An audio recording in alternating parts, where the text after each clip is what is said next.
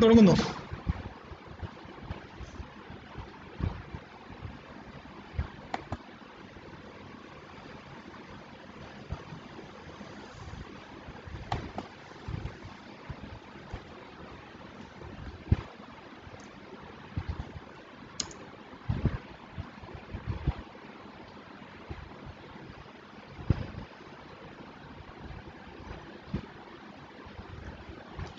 രണ്ട് മെഷീനിൽ തന്നെ ചെയ്താൽ മതിയായിരുന്നു. ആണ്, പക്ഷെ സ്ലോ ആണ്. രണ്ട് തിരിച്ചറിയാൻ പറ്റണല്ലോ.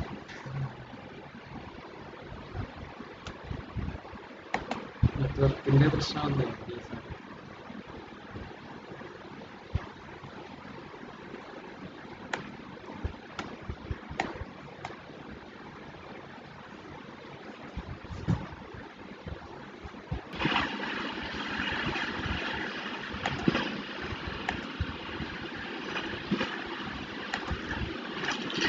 മെഷീനിൽ തന്നെ ചെയ്താൽ മതിയായിരുന്നു. ആണ്, പക്ഷെ സ്ലോ ആണ്. രണ്ട് തിരിച്ചറിയാൻ പറ്റണല്ലോ.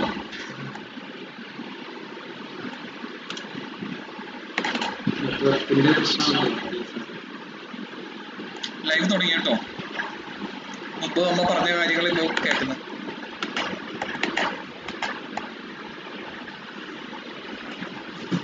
എനിക്ക് തോന്നുന്നത് ഒരു ചെറിയ ചേഞ്ച് ഉണ്ടെന്ന് തോന്നുന്നു.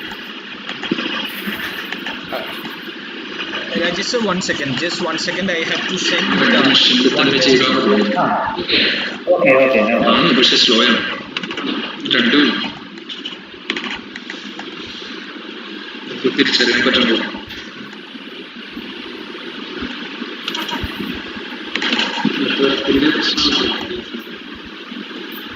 ലൈവ് തുടങ്ങി കേട്ടോ. മുമ്പ് നമ്മൾ പറഞ്ഞ കാര്യങ്ങളിലോ കേൾക്കുന്നത്.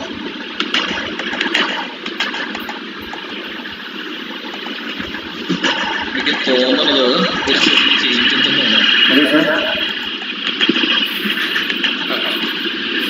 Just 1 second. Just 1 second. I have to send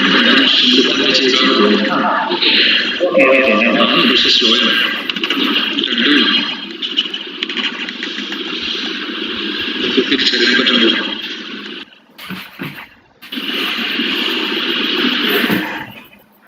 hello.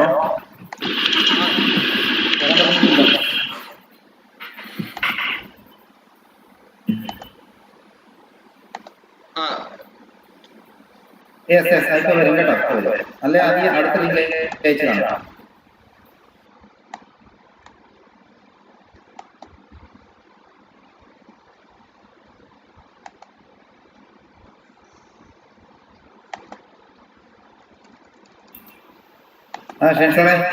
സാറേ കേൾക്കുന്നുണ്ടോ?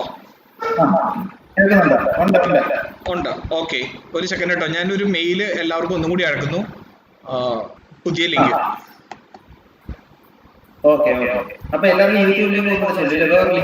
വേറൊരു ലിങ്കും കൂടി ചെല്ലും. ആ ലിങ്ക് വെച്ച് കയറണം അല്ലേ? ആ ലിങ്ക് വെച്ച് കയറണം.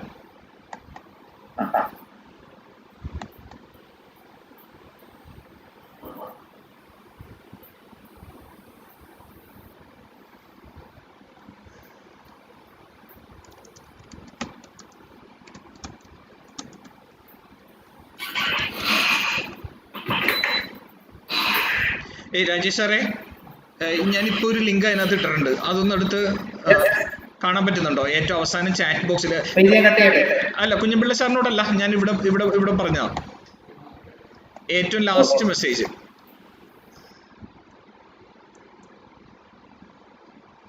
അത്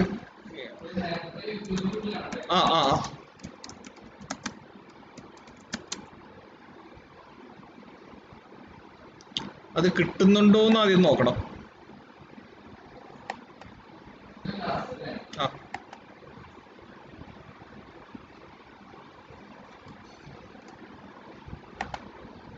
ക്യൂ. രാജേഷ്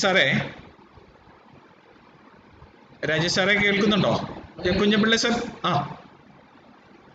യെസ്, ഞാൻ കേൾക്കുന്നുണ്ട്. ഞാൻ Okay. പറയുന്നത് എല്ലാവർക്കും ഒരു കുറച്ചു നേരം വെയിറ്റ് ചെയ്യാൻ മെയിൽ ഒരു മെസ്സേജ് പോയാൽ മതി. okay. പുതിയൊരു ലിങ്ക് വരും എന്നുള്ളത് അറിയിച്ചാൽ മതി. അതെ അതെ അതെ, ഞാനിപ്പോൾ അത് ചെയ്തുകൊണ്ടിരിക്കുകയാണ്. പക്ഷെ എനിക്ക് തോന്നുന്നു നമ്മ രണ്ടുപേരും ഇനി സംസാരിച്ചുകൊണ്ടിരിക്കുന്നതാണ് നല്ലത്. ബിക്കോസ് ഓൾമോസ്റ്റ് ഓരോരുത്തർക്ക് മറ്റേ പഴയ യൂട്യൂബ് ലിങ്ക് വന്നേക്കുന്നുമുണ്ട്. They are aware about that. So ഇവിടെ വരാൻ നേരത്ത് that we have not yet started, we are trying to start എന്നുള്ളത് ഒന്ന് കമ്മ്യൂണിക്കേറ്റ് ചെയ്യാൻ വേണ്ടിയേ. ഓ, ഓക്കെ. അപ്പൊ നമുക്ക് കാഷ്വൽ ടോക്ക് വേണം, അത് നല്ലതായിരിക്കും. ഓക്കെ. സാറ് പറയുന്നത് yes, they are listening. Okay.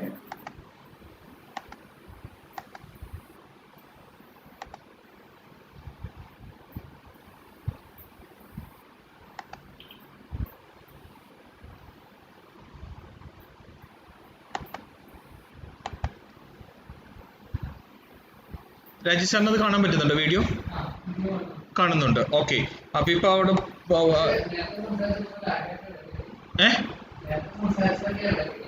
Okay, ഇത്തിരി വൈകിയേ വരത്തുള്ളൂ. ലൈവിന്റെ പ്രത്യേകത അതാണല്ലോ. ഓക്കെ. ശരി, ഇപ്പൊ അവര് സ്റ്റാർട്ട് ചെയ്തിട്ടുണ്ട്.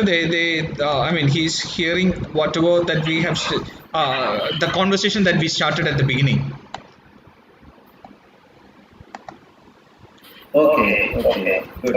So I just want to know the research works that you have undertaken, sir, especially in St. Albert's College. I just want to know what are the research works that you have undertaken. Could you please share? Oh, okay. So research work in the sense that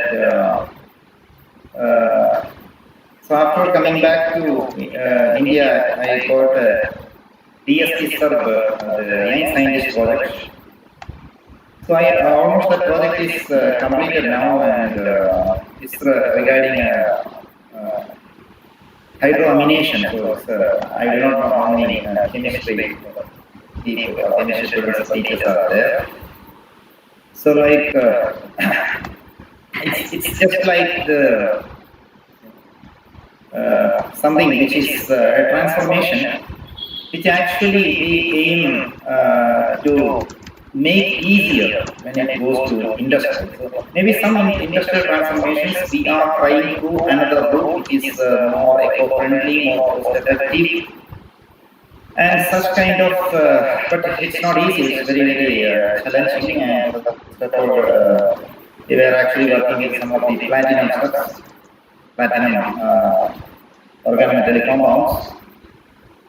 And but couldn't achieve actually much into that because of various reasons. There are a lot of other limitations for us, like very highly sophisticated experimentations, like NMR, we say. So such kind of thing. But reasonable progress was there, and also parallelly myself initiated some of the other fundamental organic reactions, but fundamental in the sense like but also aiming at making some certain catalysts which are actually capable of efficient organic transformation. So keeping the same strategy of like atom economy, or we say like eco-friendly and also cost-effective transformation. So we have achieved some results in all these platinum chemistry and what I said, this transformation. And the things are not easy. So there are some stuff to publish, but now we are just waiting for a few more analytical results. And almost completely publications are all maybe. I do not know, we are aiming at the American Chemical Society, one of the Journal of Organic Chemistry, or നമ്മുടെ പഴയ ലിങ്കിലെ ഇപ്പോഴത്തെ link ഒന്ന് copy paste ചെയ്തുകൊണ്ടിരുന്നത്. പഴയ സ്ഥലത്തെ please use this link എന്ന് പറഞ്ഞ് ഇതിട്ട്. I do not know whether get to, let me see what should happen. So unfortunately, the situation, actually lockdown situation, is really affecting us. And also the result is like it is not like something like a do or die strategy. Like please use this you link get എന്ന് പറഞ്ഞിട്ട് something, you get that. So ഞാൻ you have മുകളിൽ to ഇട്ടിട്ടില്ലേ, അങ്ങനെ really, copy paste ചെയ്തുകൊണ്ടിരുന്നു. ആരെങ്കിലും വരികയാണെങ്കിൽ yeah, അബദ്ധവശാൽ ഇവിടെ students വരികയാണെങ്കിൽ are പുറത്തേക്ക് also വന്നോട്ടെ. മറ്റേത് ശബ്ദം കേൾക്കുന്നില്ലേ ഇപ്പൊ പുള്ളി പറയുന്നതൊക്കെ? enough. So also ഇപ്പൊ എവിടം വരെ എത്തി? the delegations of the college. So I currently have one PhD student and one more to join, and also I got a couple of master students. They come time to time and work. So everything was good and yeah. So let us hope for the best. Of course, we'll publish maybe this year. That's great. I just want to know what are the facilities that we have acquired through DST and FIS programs. When coming to DST, we have better facilities, I would say. Maybe for my research, this is like maybe different, maybe, but really speaking, many of the instruments are very useful for me. Like now we have acquired gas chromatography machine and recently installed. Then we have HPLC, but HPLC. Then we have UV visible. ഞാൻ ചോദിക്കുന്ന ചോദ്യമല്ലേ? Maybe in the biological side, we have very sophisticated microscope. ഇത്തിരി delay ഉണ്ടോ? PCR. ഇവിടുന്ന് അങ്ങ് പോയി തിരിച്ചൊക്കെ വരണം. മറ്റെടുത്ത് copy paste ചെയ്തോണ്ടിരിക്കോ? മറ്റേ സ്ഥലത്ത് കോപ്പി പേസ്റ്റ് ചെയ്തോണ്ടോ? അവിടെ വന്നാൽ എല്ലാവരും ഇപ്പുറത്ത് കയറി. We have actually facilities, but of course it also depends upon the research which you are undertaking. But as far as the technology is concerned, this is good. Very good. Yeah. Hello, sir. Yes. So I think we should start. We are already good. almost 18 minutes late, but we will start the process. I just want to start the recording activity and we'll move with the webinar process. So on behalf of Office of Deans Research as well as Training and Development of St. Albert's College, I would like to welcome each and every participants who have registered. And we had some technical hitches at the beginning, but the technical team over here could somehow tackle it, and we are online. And my dear participants, we have received somewhere around 890 somewhere participants for this webinar on research and publications ethics in science. It's my privilege, the Office of Deans of Research of Dr. Rajesh Kunjanpillai sir and my office, that it's our privilege to welcome each and everyone who have registered with the St. Albert's College for this webinar. And moving to my responsibility to introduce our beloved speaker and the Dean of Research of St. Albert's College, Dr. Rajesh Kunjanpillai. Dr. Rajesh Kunjanpillai serves as the Dean, as shared earlier, of Research of St. Albert's College, Autonomous.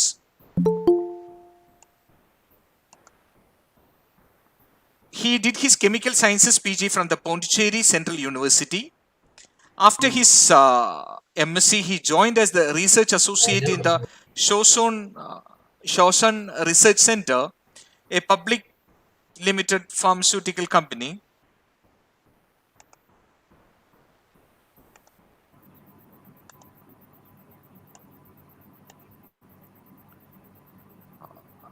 I'm really sorry. A pharmaceutical company in Chennai, where he was actively engaged in the drug research under the guidance of Dr. K.K. Balasubramanian, the former professor of IIT Madras. In 2006, he was promoted to the Research and Development Officer at Shawson and gained experience in the pharma pilot plants. After more than 3 years of his industrial experience, he joined as a Senior Research Fellow under the Professor Irshi N. Nambudiri, the Department of Chemistry in IIT Mumbai. In 2009, with a scholarship from the Swiss National Science Foundation, he moved to the University of Zurich, Switzerland, where he was awarded his doctoral research degree in 2003. Under the supervision of Professor Heinz Berkey, in 2014, he joined in IIRBS, the MG University Kottayam, but later that year moved to IIT Bombay as an institute postdoctoral research fellow. Dr. Kunjan Pillai was awarded the DST SERB Young Scientist Fellowship in July 2015. He joined as the assistant professor in the Department of Chemistry, St. Albert's College, Ernakulam. He has been serving as a visiting faculty in IIRBS in the MG University since 2016. Dr. Kunjan Pillai successfully completed 3 years of SERB research project and supervised a project assistant during the time. He is recognized as a research guide by MG University Kottayam in 2019, and Dr. Kunjan Pillai has more than 14 years of research experience and has published many research articles in the reputed international journals. Notable works in his research include the nuclear bromination of deactivated aromatics using NBS, which got almost 100 citations from the reputed international journals. He has also developed a versatile strategy for the Claisen-Tishchenko reaction. Both the reactions are part of the UG and PG chemistry syllabus of the universities, institutes all over the world. His research interest includes organic synthesis, organometallics, and homogeneous catalysis. Since 2016, he has been serving as a secretary office of the Dean Research and is now in charge of the DST FIST facility of the college. And on behalf of the both the Office of Deans, I cordially welcome Dr. Rajesh Kunjan Pillai to lead the session. Over to you, sir. Thank you, Professor Shine, for your kind introduction. So maybe I think I should correct that I completed my PhD in 2013. So thank you and welcome you all for this webinar. So I hope I can start the presentation. Unfortunately, I cannot see any of you because the actual presentation is on another platform. The presentation to you is another platform. So welcome you all, and let me start my presentation.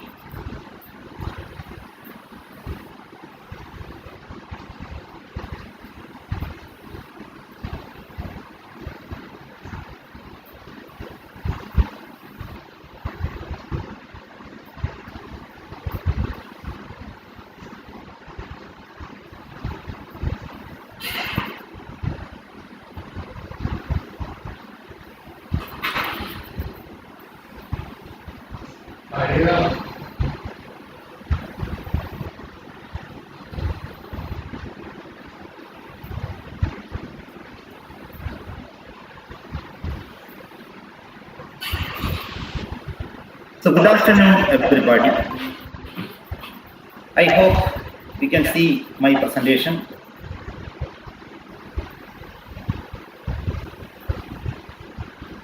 So as you know, the topic is nothing but research and publication ethics in science. So first we will see what is research.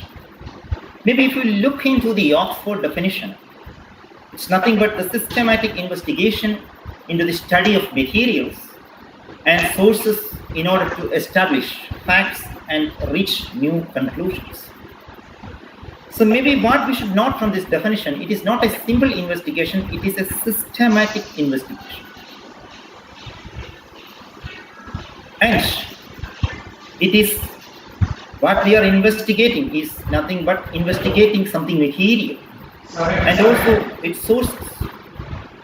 And we find facts and we seek the relation between cause effect, simply cause effect relations, and also we find new things and arrive at new conclusions. And that adds up to the existing knowledge, of course. And why we require research? I believe I should not have to say this, but still, we all know the world has come to this stage only due to research. We are actually in this platform of Google Meet or YouTube or some other platform. How the scientists have developed? It's because of the effort of many continuous effort of scientists. Their research that has led us to use this platform. And if you look our surroundings, whatever is made there is an effort by scientists. And sharing or publishing the results of research has led to the progress of mankind, of course. The knowledge we should not keep with us. We have to share. The best medium is nothing but publication. Publish. And that's why research without publishing is really dirt. That's why there is a saying between the scientific community and the researchers community that publish or perish. Your voice is already heard in background. And when coming to ethics in research, so research ethics is nothing but a set of acceptable lines which researchers should follow throughout the conduct of research. So it is a protocol that every individual who is engaged in research must follow in order for the smooth execution of the research, thereby leading to scientific progress and integrity. So why ethics in research?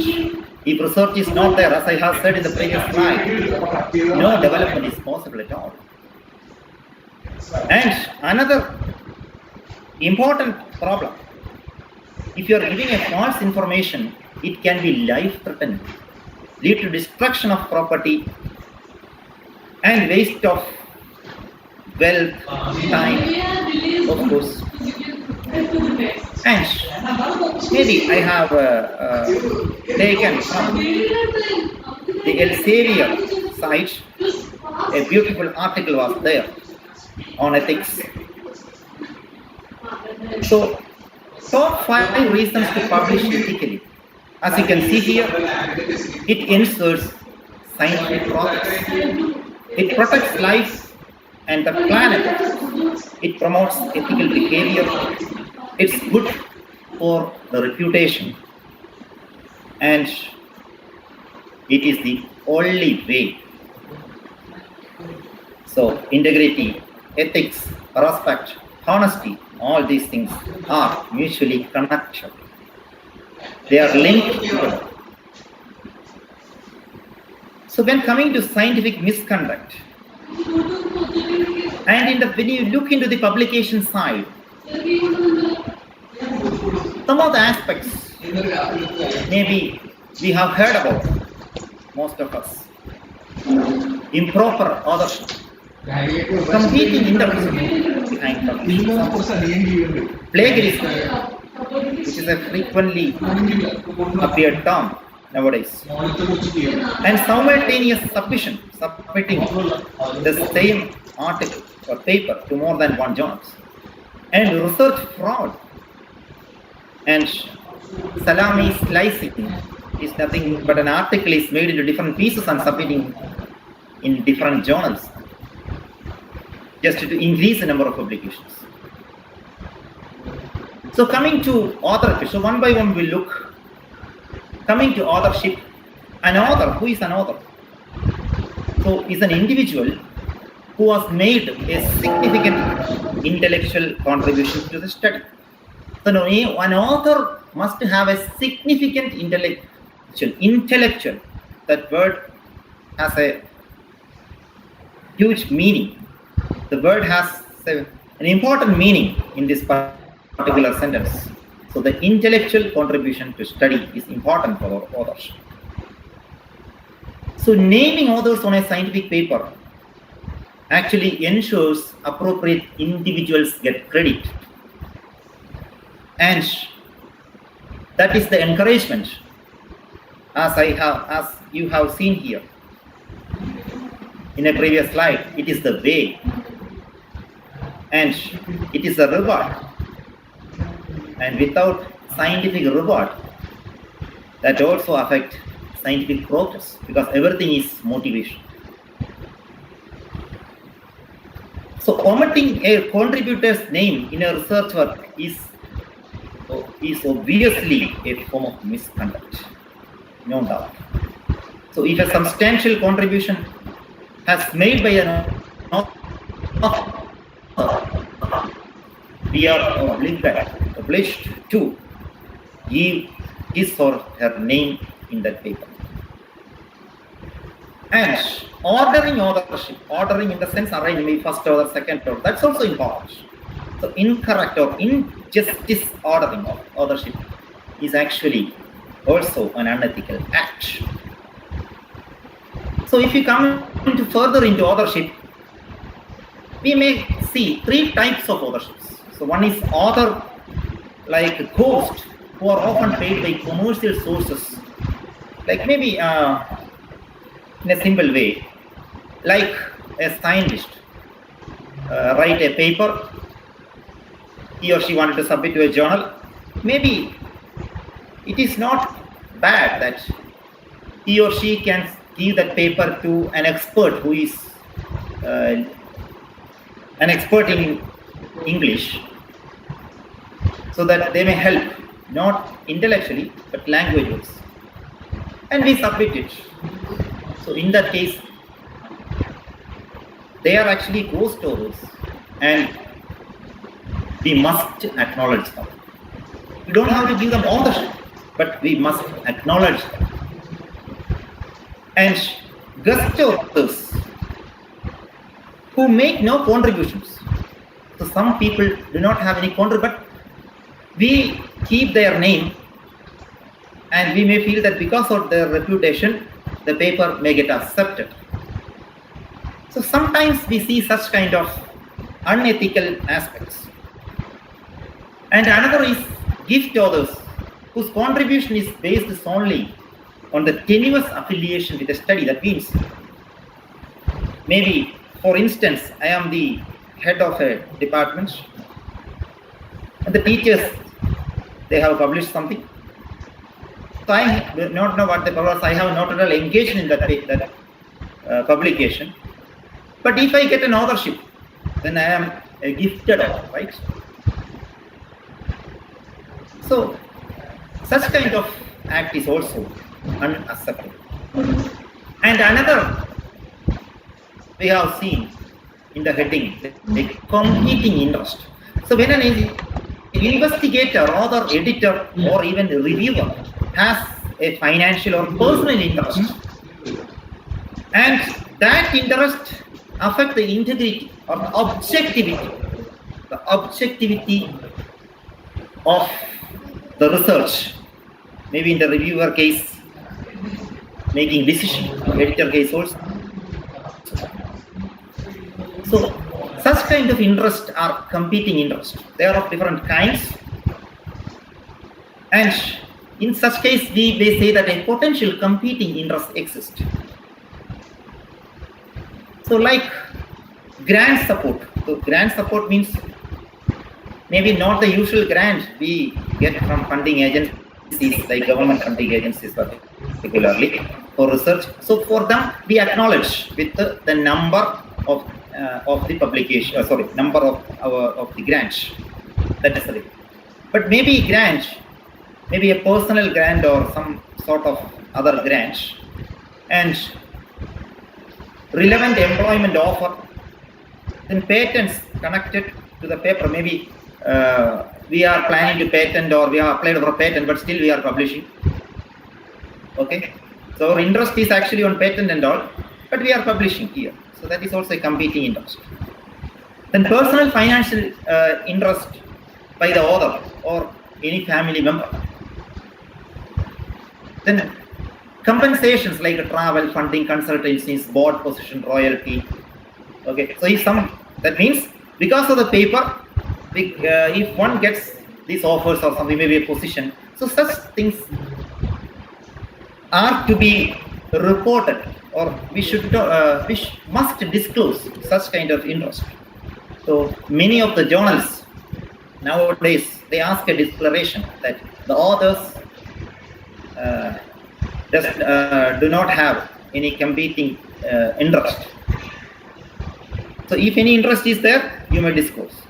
So look into this, a competing interest, a financial interest. So I will be using some here and there, some cartoons. This is just for better understanding. Okay. So they say a company manager, the researcher, so he's asking, hey doctor, give us a favorable result. There is a high demand for the drug, so give us a favorable result. Okay. And he is just reminding as a last result, hope your personal account number given to us is correct. So the researcher will be really in a troubled situation, right?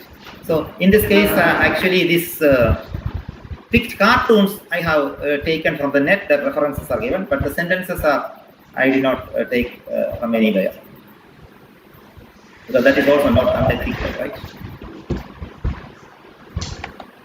And another thing is a personal interest. You see, a professor and a student, oh, she's my niece waiting to get a faculty position. You give part of your work to her to complete her thesis.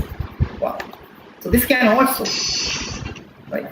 So, why am I showing is this is just to be aware or to be careful about many of the situations we may knowingly or unknowingly indulge into problems otherwise. And competing personal interest. So, like a reviewer, we are keeping the reviewer name, and we are informed, oh, we'll keep you as a reviewer, please help. Okay, or we are planning to submit a paper. Right? Oh, sure, but don't do too much fraud as last time. So this is just for understanding, okay? So do not feel like aiming somebody or something. It doesn't mean like that, okay? That is not the way. And whatever is there, state whether potential competing interests do or do not exist. That is very important. And disclose funding sources and acknowledge them properly. So another one is plagiarism. So that is a common unethical issue, right? Many of us know much more about plagiarism because we frequently hear this word, particularly the PhD scholars. So plagiarism means kidnapper, of course. It's kidnapping only. So as per our UGC regulations, so before submitting the PhD thesis or synopsis, the thesis must go through this platform of plagiarism check. So the practice of taking someone else's work or idea and passing them off as one's own. So taking from somebody and claiming that this is, I have made this. And another thing, sometimes people may think, oh, this is my work. What's the problem? You see, self-plagiarism is also unethical. What is self-plagiarism? Recycling or reusing your own work. Maybe now I published a paper. That it's same introduction or part, maybe a related paper, next paper, I am putting the same and submitting. So even though I didn't take from somewhere else, this cannot be acceptable at all. So this is a sort of self-plagiarism. We do not want any repetitions in our literature, right? So, yes, so coming to plagiarism. So all of the following are considered plagiarism. Turning in someone else's work as your own, copying words or ideas from someone else without giving credit, failing to put a quotation in quotation mark. So if a quotation is there, if it's taking as something, you must give a quotation mark and appropriate reference. Giving incorrect information about the source. changing words but copying the sentence structure of a source without giving credit. So you take sentence and you may write in your own words, maybe some introduction part. You can write, do not copy the idea you keep in your mind and you write in your own language. And you must anyway give credit, give the reference. And copying so many words or ideas from a source and giving reference doesn't make any sense.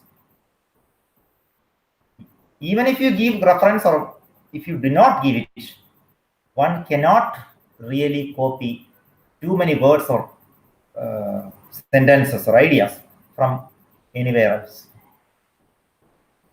And to present as new and original idea or product derived from an existing source, already something is existing, we are presenting as if like it's a new idea or something. So these all are plagiarism. So it's a part of plagiarism. And also another thing is that you have found out something, you are publishing, but you should honestly disclose all whatever the results and whatever the method you have used. Maybe you should not think about, oh, if I give my procedure, people will start entering into my area and that will affect me. So let me hide this particular, how to prepare this stuff, and let me keep, maybe, or I put some like in a running style and in that part. So such kind of acts are also actually comes under unethical aspect. So avoid plagiarism. When it comes to our work, always remember to credit the work of others. And always remember, always place our work in the context of the advancement of the field. For example, if I am thinking, oh, let me find a medicine or a vaccine for COVID-19, it's impossible. If anybody is starting to find a research in this aspect, first he or she has to go to the background of the research. That is nothing but the introduction, right? Without that, we cannot do anything. No, yeah. So when it is coming to the true research, introduction is a major possibility of plagiarism, because you are doing research, so it's your own work. So you are writing in your own words. So in that case, I would say there is only very less chance of plagiarism. But the chance of plagiarism comes into picture in the introduction part. So introduction is nothing but achievements and understandings achieved so far in a particular area. What are the achievements or what are the understandings so far? That is the introduction.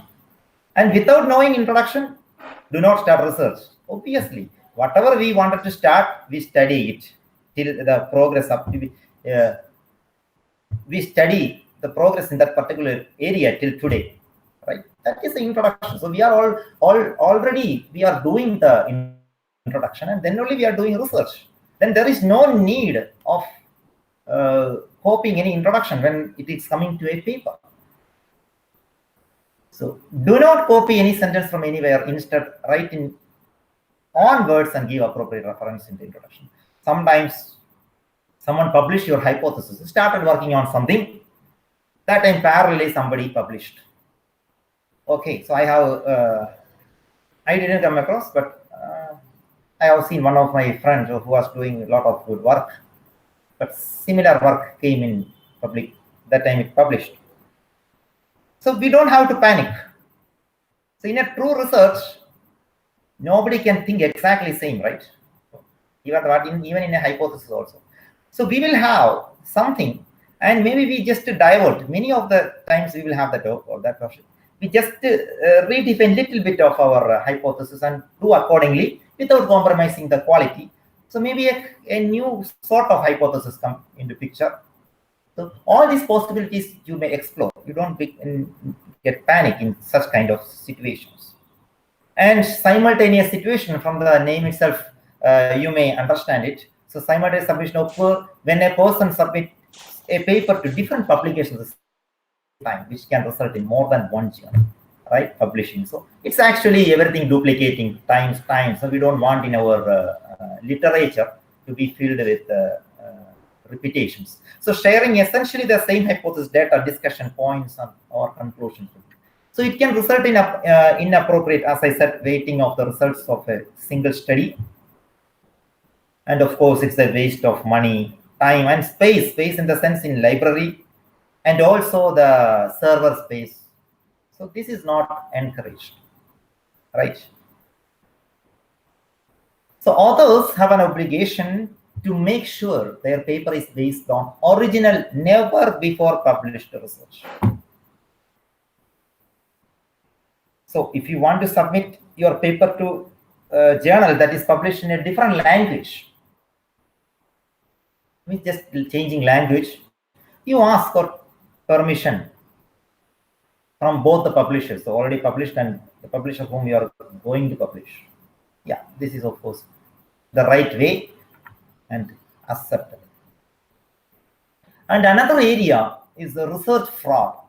So research fraud is publishing data or conclusions that were not generated by experiments. So without experiments, we are just publishing, trying to publish something. I would say trying to publish, because in genuine and reputed journals, you cannot really publish.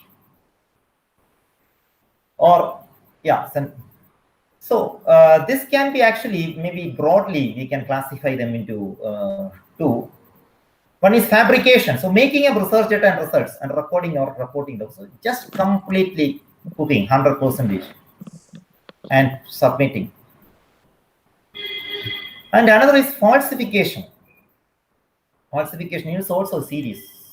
See, manipulating research materials, or you are manipulating some image so that is in line or it meets with your hypothesis.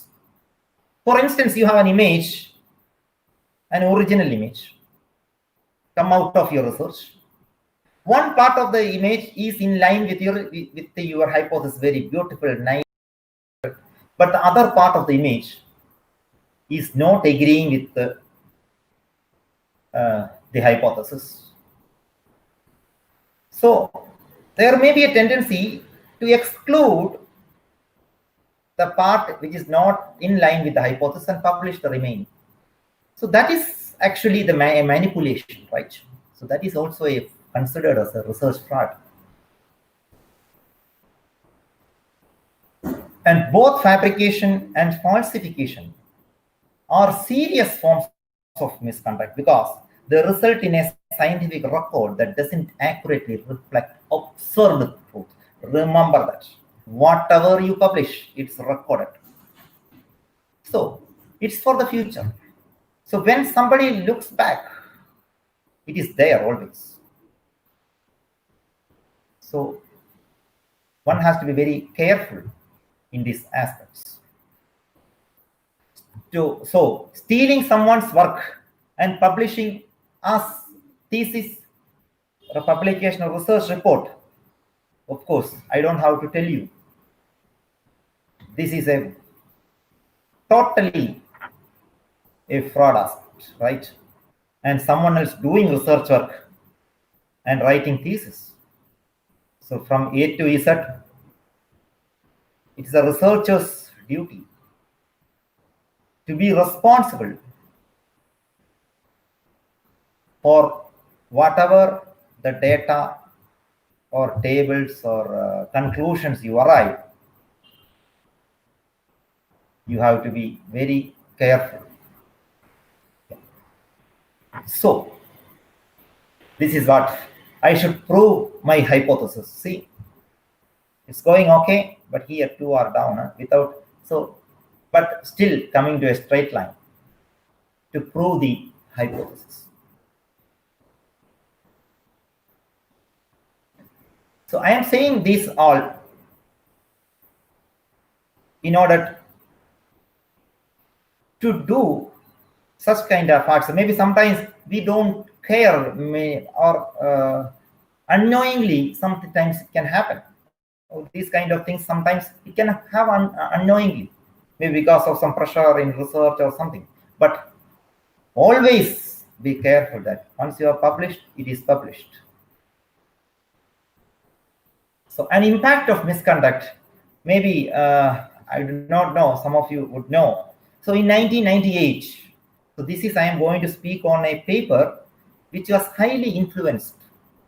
Okay, we will see how it was influenced. So it was a 1998 paper published by Andrew Wakefield. So it was a doctor, and 12 of his colleagues published a case series in the Lancet. So Lancet is a British medical journal. I think it has an impact factor close to 60, which claimed that the measles, mumps, and rubella MMR vaccine we take, right, for our children may trigger autism. You see, it is something which make us afraid, right? So the paper received wide publicity, and MMR vaccination rates began to drop. So totally worried, parents said. Obviously, scientists and organizations, particularly the MMR vaccine industries, started investigating it. And what was the effect? Actually, there was no causal link could be established between the MMR vaccine and autism.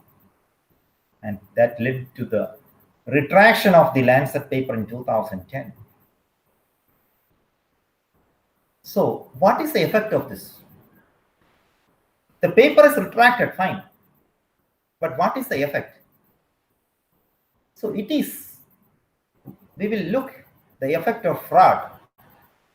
So parents across the world did not vaccinate their children because of the fear. Measles outbreak in UK in 2008 and 9, as well as in the United States and Canada. So that was actually because of non-vaccination in children. So this is the paper just to show you, that's all.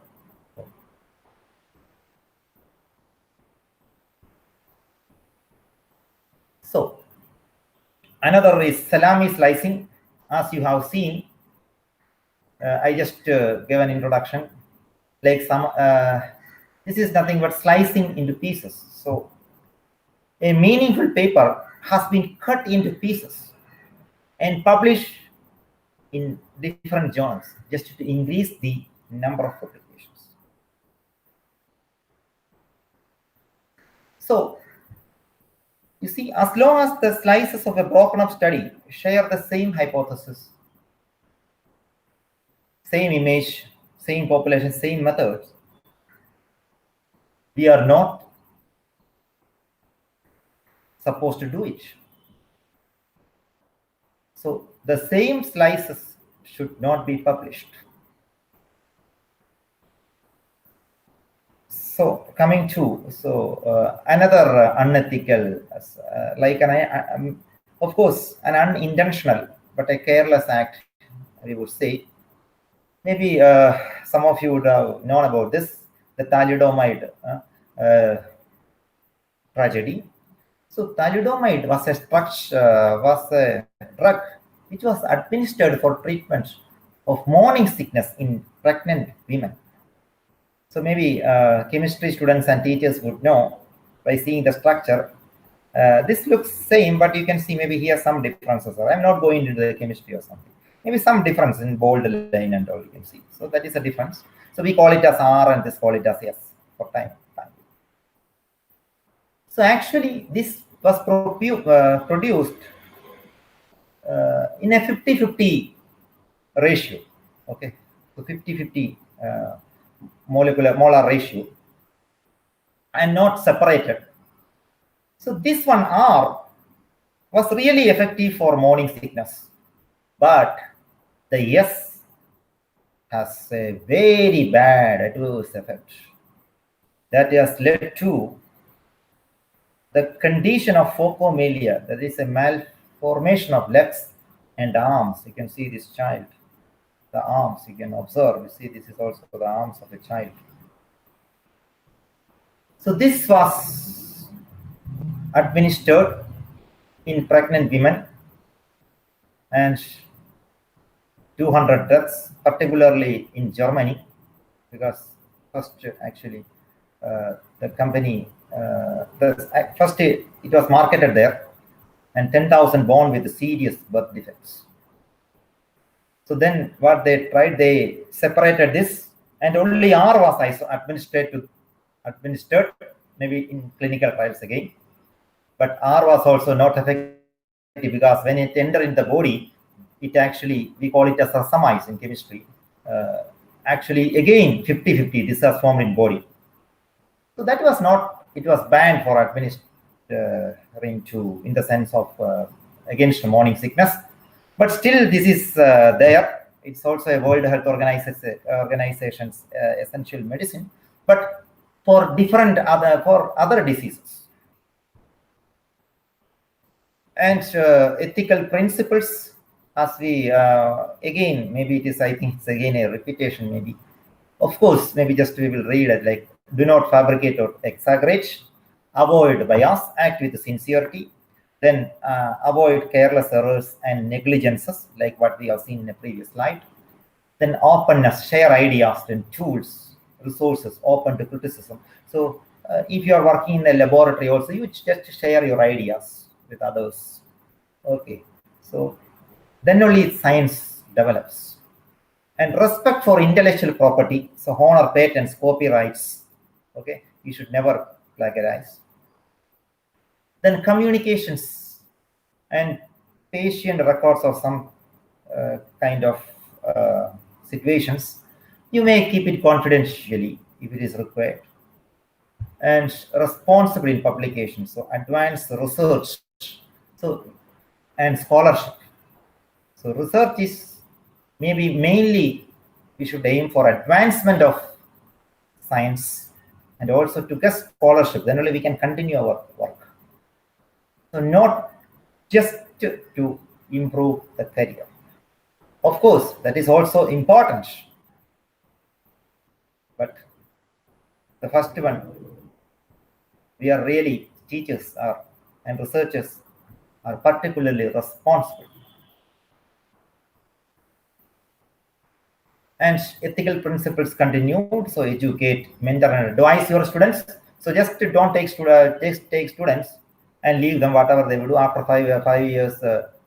Don't go and ask them, so what is the result of what you are doing for 5 years and something like that.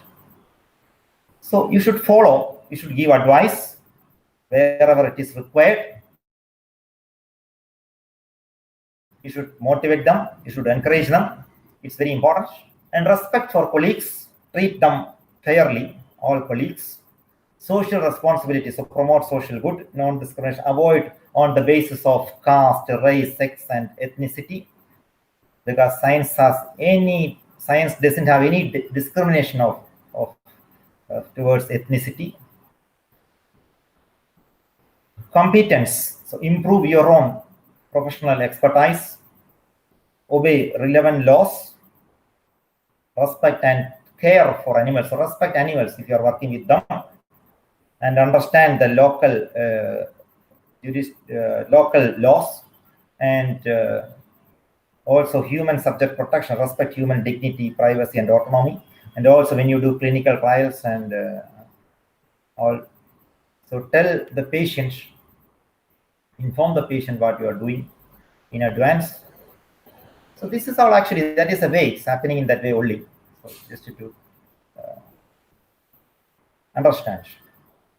And another important aspect is always remember that it's not the quantity, instead the quality is measured. So for instance, simply quantifying certain parameters from different sources or areas does not really help with even a large number of publications, right? So maybe in a localized research, okay. So I'm not criticizing. So many of us do not have much funding or such kind of facilities, or it's clearly understandable. But always keep in mind or try to be away from this. And for that, we have actually parallelly, we have a chemist and other scientists appointed in concerned government departments for many of those kinds of research.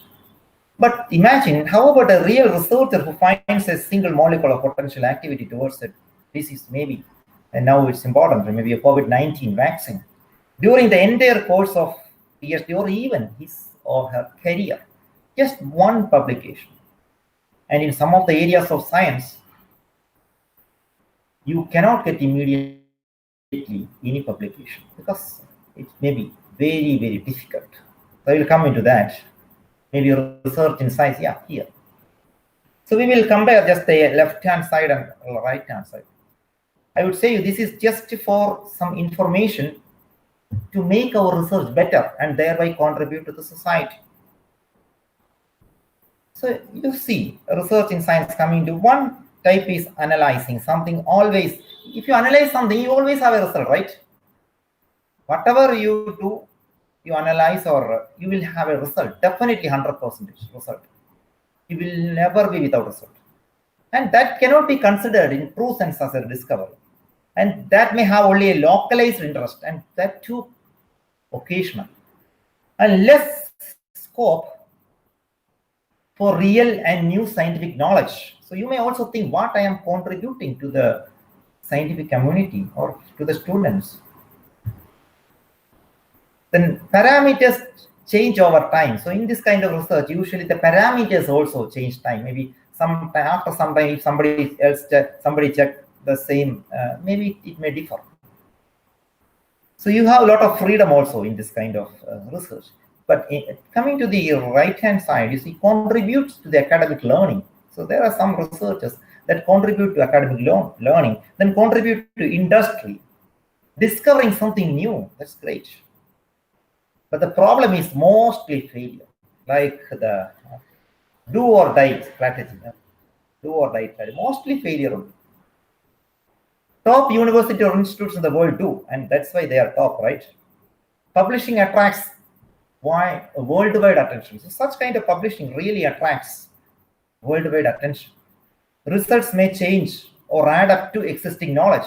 So in this cases, if some new knowledge comes into picture, it is added, definitely it adds to the existing knowledge, right? That's good. Difficult to execute, time consuming and expensive, of course, there is no doubt. It's difficult, time consuming and expensive. A lot of patience is required. Require up-to-date understanding of literature. Okay, one must have aware of the recent articles that are published in his or her research. That is very, very important. So come to the morning to the lab or your office, maybe a research guide or a student. First go to the computer and see if something new has come into reputed journals. Just you don't have to read everything. You will understand actually when you look into the table of contents or as soon as publish our articles. So that is a good way that you can brush up. So if you are finding something interesting, you can click and read what it is. Oh, that's the way. So high dedication and scientific thinking is also required in this scenario. And of course, it increases reputation, not only of the institution, reputation of the researcher, right? So many of us are more concerned about impact factor. So we will see what is impact factor. So impact factor in an year Y is equal to citations in year Y minus 1. So maybe we will come look into the down one. Maybe that is much more better. So impact factor of year 2019, you want to calculate for a particular journal. So citations in year 2018 plus citations in year 2017 for all the journals, all the papers published in that journal over or divided by are the total number of articles published in those 2 years, 2018 and 2017. So from this equation, you will get an idea how an impact factor one can increase the impact factor, right? So on an average, you may understand if a paper gets one citation on an average, the impact factor is 1. So that's all. But measure of quality, it is of course a measure of quality of journal, but it's not always. Cannot compare between general and applied journals. So that I will come into the next slide. So when a large, also maybe impact factor depends on many aspects. When a large number of people are working on a same field and the particular field has a journal, then the chance of citing everyone's article is high, right? So that also contribute to impact factor. Okay. So we will look into 2 journals. Definitely both the journals are really reputed. There is no question in that. This is a journal of, it's a dream of a chemist, any chemist, to publish one JACS. And this is a material today, of course, a dream of a material scientist to publish in key materials today. So this is just a comparison. You see the impact factor of JACS is 14.7 and impact factor of materials today is 24.4. Maybe if you take the 5-year impact factor, even it's more. Coming to another aspect, the citations you can see from 1999 onwards is given here. See, this is 14.7. Now it has reached 2018 and here to 24.4. This is just to show you. So we will see reputation. So this is the impact factor we have seen. So this SCImago journal ranking, this is a nowadays a very genuine journal ranking, that is a SJR, is a measure of reputation or prestige of journal. And that's given here. So many aspects they consider for this. For every journal it is there. You see, this is the SJR, the SCImago journal ranking. So you can see this is 7 and material today is 7.6. So there's not much difference between the reputation of these two journals, right? And that's what finally countable, not just the impact factor. So both are very good journals, of course, there is no doubt. But again, coming to another thing, you see, this one, the JACS is of course a general high quality chemistry journal. On the other hand, the materials today is a specific high quality material chemistry journal, right? So maybe articles published in material chemistry today may not have been published if submitted to JACS. That means the articles published in materials today, if they were submitted to JACS, may not have been published, because in order to get through into JACS, it is not only this area, it has to compete with the different areas, right? The materials today journal has to compete with all the areas of chemistry in JACS to get published, right? So that is because it is a general journal. But materials chemistry articles published in JACS may have been published if submitted to material chemistry, irrespective of impact. As these articles compete with all sort of chemistry to get published in the late. So the idea is this: when you publish, when this JACS article, say a material chemistry article that is published in JACS. So you may understand that has competed with everything, and that is would have published, submitted to materials chemistry today. There is a high chance it would have accepted in material today. So that's what I just wanted to convey. And another thing nowadays, for maybe for NAC accreditation and all, NIR ranking, people speak about H-index. So what is H-index? So H-index actually, it is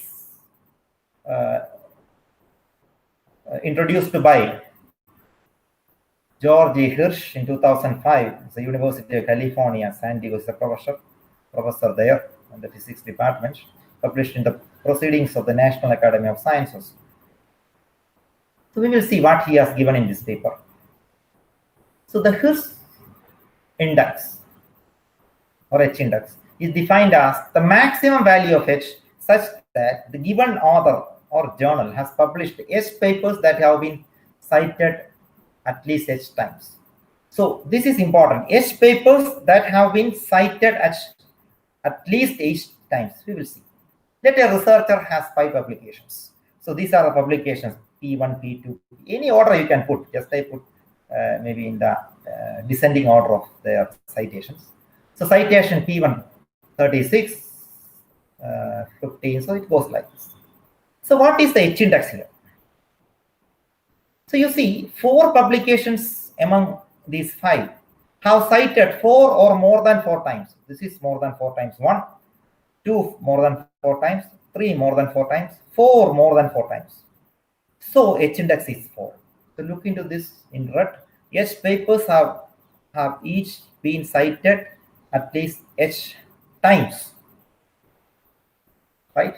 So you may think, in order to, you may understand now, in order to increase the H index to 5, if this 15 has come to 100, this 36 increased to 100, 12 increased to 100, 5 increased to 100, whatever it is, it increased, doesn't make any difference in H index.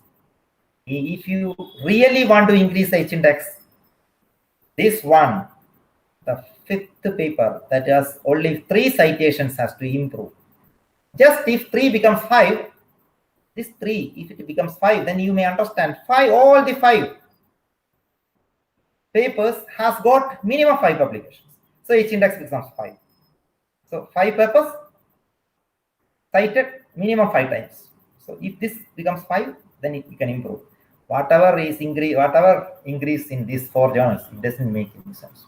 So this is another sort of reputation and credibility when things come into picture.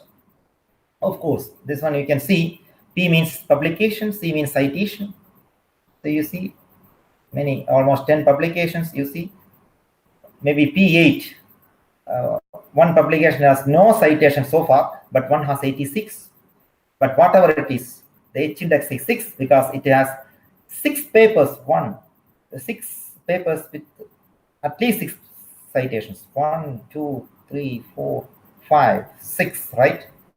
So H index is 6. And here you see 10 papers are again there. And you see the citations. H index is 2 because there are only 2 papers which have been cited 2 times. You see, 1, this one 2.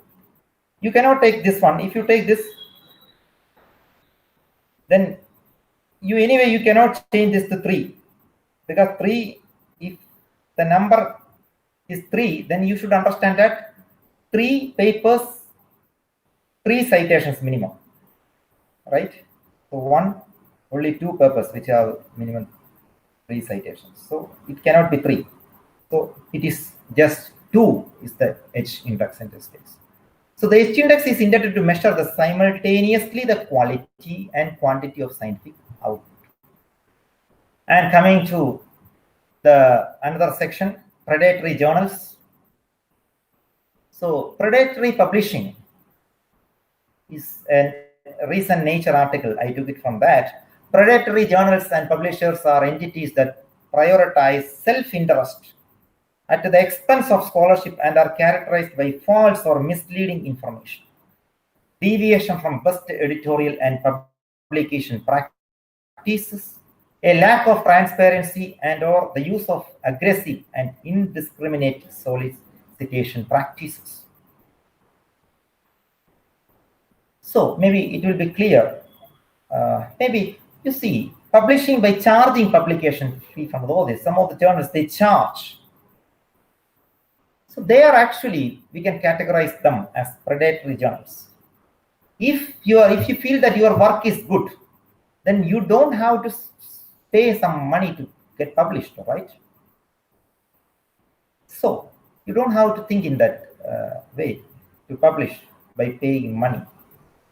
So just, I would say, not always. It is not a criticism or something. Beware of the following. Not all. There are good journals which start from international, but there are many journals, they start with the International Journal of. So in science, at least, you may think that, you may understand that in science there is nothing international. Science is for the mankind. It is for man. Whatever you write, you don't have to specify international in science. Science is for the mankind. So that is why. But again, I am saying it is not all. Okay, there are some good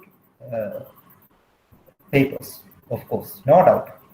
Then impact factor given in the article. Some papers give their impact factor. The impact factor of this journal. Impact factor is this, that inside the journal. So maybe you may be careful. Okay, not all. Again, not all. Just to get an idea for you. You may not know this. That's why I am saying.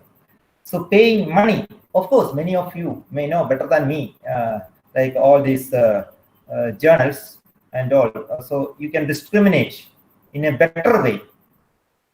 So which is good, which is bad. So many experienced people, I think, are here. So pay money and publish means you are publishing in a substandard journal. Of course, maybe if you're interested, you can look into this. This very famous librarian, the library scientist, I think from the University of Colorado in the US, Jeffrey Beall. So this list of predatory open access publishing. So most of the journals are given there. So if you keep this list, then you may understand. Because why I am saying is, maybe tomorrow UGC eliminate your journal, your paper, then you will be in trouble, right? For that scenario, I thought I should convey it to you. So this is a 2018 article, came from a few leading scientists in India. The critical analysis of UGC approved list of journals. So you don't have to read these things. So at least they have analyzed the UGC journal. So that's why, because of this, after this paper only, the UGC has actually eliminated a large number of paper publications outside their list. So what they did in this paper, they took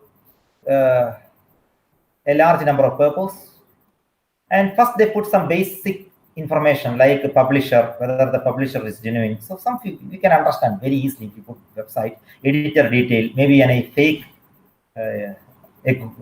editor, maybe really editor may not be there. So their current status, all these are very, very famous. So if they failed in this test, you don't need to proceed for any other understanding.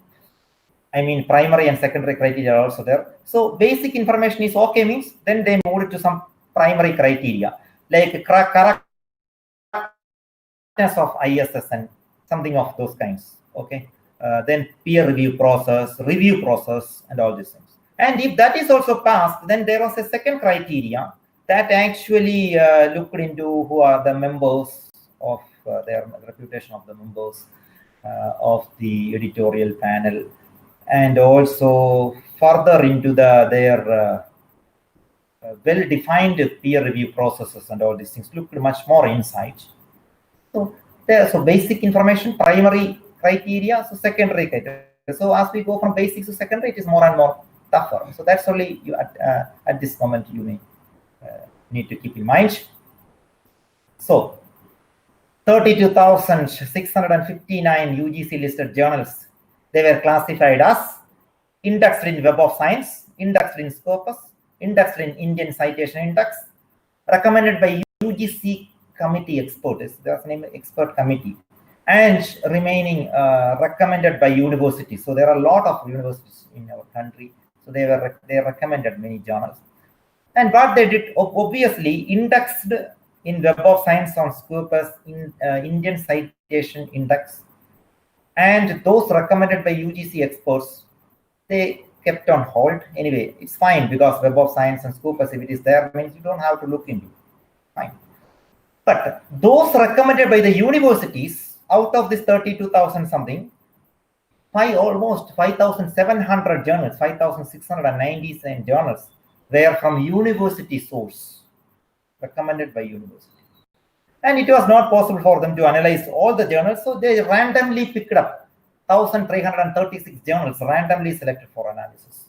And out of them, what they found out was good, 327 journals indexed in Scopus of Web of Science, not analyzed. So those recommended by universities, so they have taken 1336, and in 1336, 327 were already in the Scopus or Web of Science. So no need to look into them. Of course, they are not predatory. And remaining 1,009 non-indexed journals subject to basic information criteria analysis.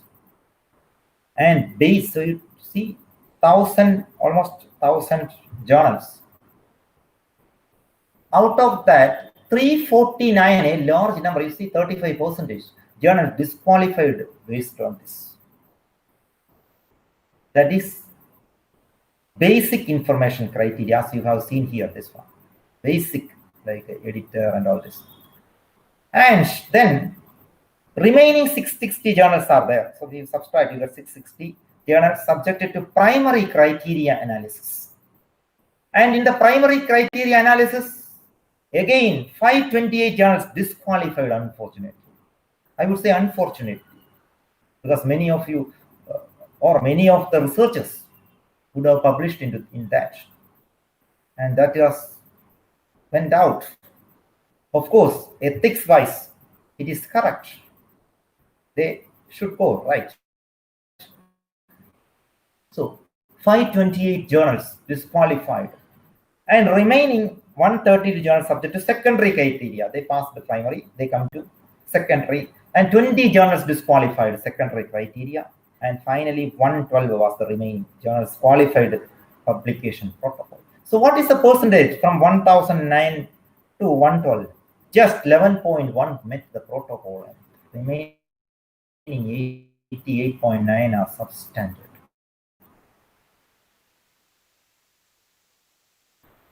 So why we have to be very careful when we submit? Tomorrow we do not know. Maybe if again substandard journals are there, they may also go out of the list. So they also initiated a check on Indian Citation Index. Okay, so maybe I think coming to almost the end. So do we generate? We have to think one thing. As students, research scholars, scientists, teachers, research guides, do we generate knowledge? What is our contribution to subject matters taught in the class? So we are teaching many things to students. We are doing research and everything, but is our contribution, are they learning our contribution? Is our contribution there in the syllabus? We teach someone's findings.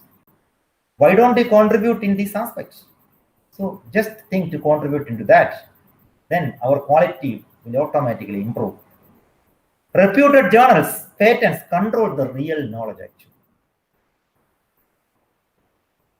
The reputed journals.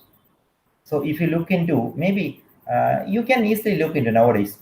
You are teaching something, you go back and see where it is published. Maybe it was maybe if you come into Science Center, something was published in late 1800s or 1920, 1930. Some purpose you will see. So it is of course interesting. Maybe you can give it to your students also assignment to find the original publication, who was published and all these things, just to encourage research, motivation towards research. So research should not focus primarily on publication or patents. Instead, it should aim to solve man's genuine problems. We have a lot of problems. One of the biggest problems is going on now. It will lead to truly high quality publications or patents. So whatever we are using now, it is because of the tremendous effort of many great scientists. We don't bother them. We give publicity. We admire many other people. But what about the scientists? Many scientists, they have given their life in this to generate knowledge, to contribute to the society. So step 2, avoid misconduct in research, is educate the research community to make them aware of the seriousness of misconduct, not to indulge into any problems. That's what we all wanted. Educate the researchers regarding copyright laws in patents. Exercise proper documentation of research from literature survey to publication. It's also important. You start from literature survey, you download journals. From that till the publication, you make a record. What you lab, your lab journal or lab notebook, everything should be there with you. To keep it as a record, it will really help you. Form institute level ethical committee. So it's also advisable. Institutes can form an ethical level committee